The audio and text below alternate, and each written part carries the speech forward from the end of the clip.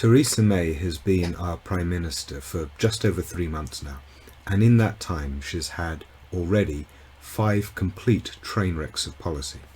And they are our collapsing pound, damage to our international reputation for being a tolerant country, parliamentary sovereignty issue, the issue of Scotland, and now the new one, our NHS, because we've just heard in the news that there will be no extra cash for the NHS in the autumn statement.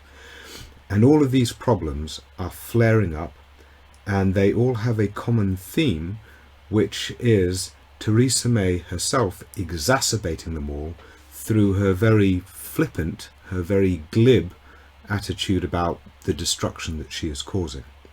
So I want to focus on the NHS, but just to go through some of the other points. With our pound, it is now the weakest performing currency against the dollar this year, and it is at a 160-year low compared to other countries. Well, what little some areas of our manufacturing can gain from it is completely offset by the speed of the collapse now, which means those that buy from abroad absolutely have holes blown in their budget because of the rapid change. That will also impact on our food prices and our fuel prices as we go on, and that's going to have lots of other implications. And that was completely the second step down, was utterly from her rhetoric during the Conservative conference. Similarly, with our international reputation for being a tolerant country, we know that during the referendum debate a lot was made of immigration, with some very dark pieces being brought into play, and a flare-up of racism and xenophobic sentiment after the referendum.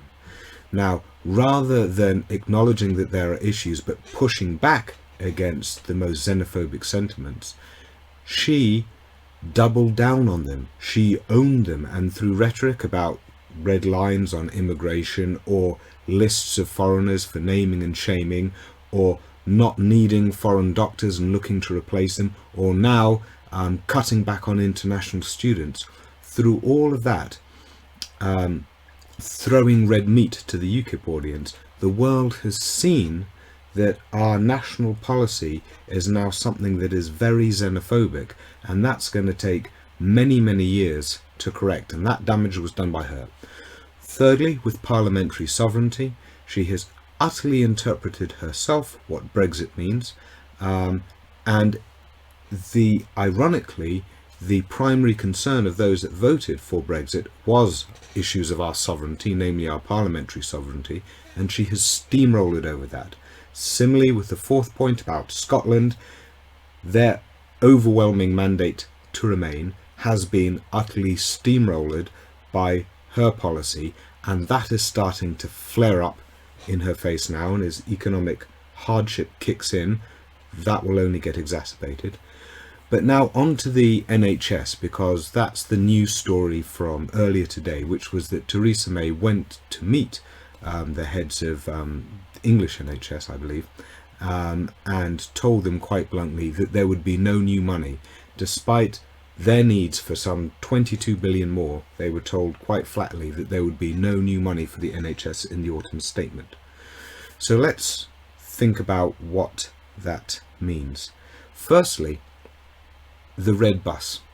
Now, if there was a mandate on immigration, then certainly also there was a mandate on the NHS, because a poll just before the referendum showed that 48% of people, I think it was, just under half, believed what was on the bus, and that more money would be available for the NHS by leaving. So to rule that out as a policy is to go back on what was clearly the wish of a lot of people. And I think whether you voted Remain or whether you voted Leave, it's a huge concern in the British population that our NHS is underfunded and understaffed at the moment. Now, in the Conservative conference, Theresa May said that the Conservatives are now the party of the NHS. Well, let's have a little look at that. So if you look at NHS funding over the recent years. It was going up, and it was going up in line with the burden of demand on the NHS, which has grown at about 4% a year. But then in 2010, it started flatlining. And so it was expected that the increasing burden of the NHS would be made up by efficiencies. Sure. So we can work hard on efficiencies, but in order to make efficiencies work, you need to invest in them. And that isn't happening. And so our trusts are getting into debt. They had a surplus a few years back. Now they're all in colossal debt, and with the short staffing, this is really putting strain on the system. Now our NHS is one of the most efficient healthcare services in the world, and it has been copied right across Europe and in some other countries. But the other countries the other countries that we should be comparing ourselves with, such as Germany, France, the Netherlands, Sweden and Switzerland, all of them spend about 11% of their GDP on their national health care. We're on about 9%, and our current projections look to put us even lower. So we do need our government to step in with more money. And this is what pretty much everyone in the NHS has been saying. So we can only get extra efficiencies as well if you put in the money to help enact those efficiencies. If you starve it down to a point where it starts falling apart, and we're starting to see that now, then you will get bad decisions made, you'll get areas of inefficiency which can't be tackled, and the thing is going to start coming apart.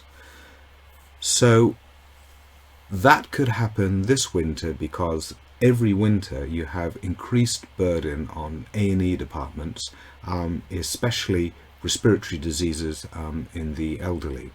So we could be looking at a long winter of discontent here, with rising fuel prices, rising food prices, and a breaking NHS.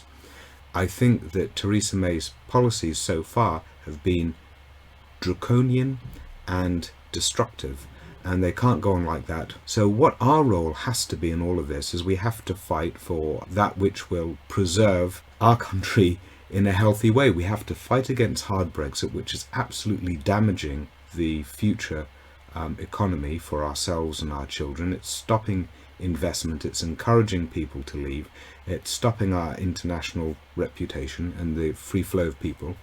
We have to fight against the intolerance and fight to protect the rights of those foreigners in our country which contribute so much. And finally, we're clearly going to have to step up our fight for the NHS, because at the moment it is in serious risk.